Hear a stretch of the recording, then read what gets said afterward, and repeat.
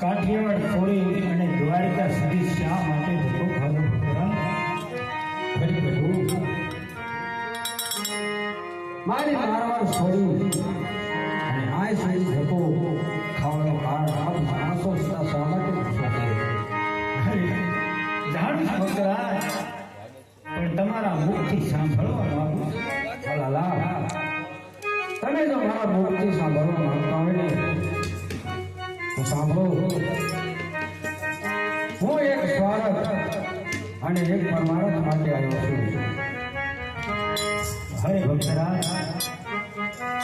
તમારો સ્વાર્થ શું છે અને પરમાર્થ શું છે એમાં મને કઈ સમજણ ન પડી. અરે લાલા, સ્વાર્થમાં મારા ઘરે શહેર માટેની ફોજ છે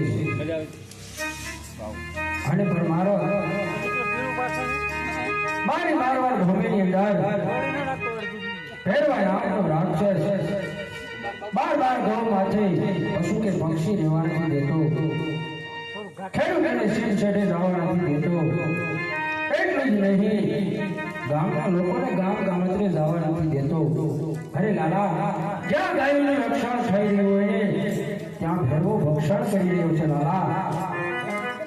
માટે લાલા, એ મારો પરમાર્થ છે. હરે બકરા,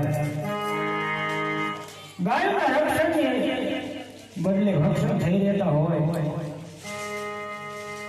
ત્યાં અમે ઉગ્યો ને એવી અવતાર ધારણ કરવો પડશે બકરા. હા પ્રભુ, તો તમારું સ્વાર્થ શું છે? અરે લાલા, મારું સ્વાર્થ છે મારા ઘરે શેર માટેની ફોજ છે. મારે એક પણ પુત્ર નથી, માટે હું આપની માંગણી કરવા માટે આવ્યો છું. હરે બકરા, એ તો જાણું છું બકરા, પણ હું તમને વચન આપું છું, એક અમર નારીનું એક પુષ્પ આપું છું. નવનો માસ સેવા કરજો, તમારા ઘરે પુત્ર પ્રાપ્ત થશે. આજે અમારા ડાલીનું એક ફૂલ આવ્યું.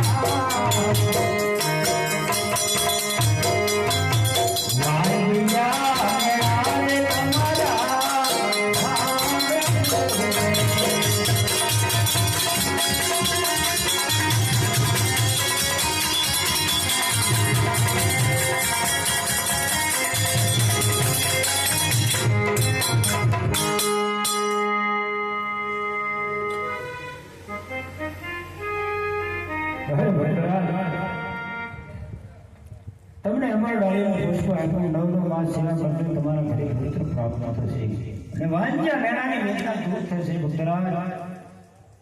અરે પ્રભુ,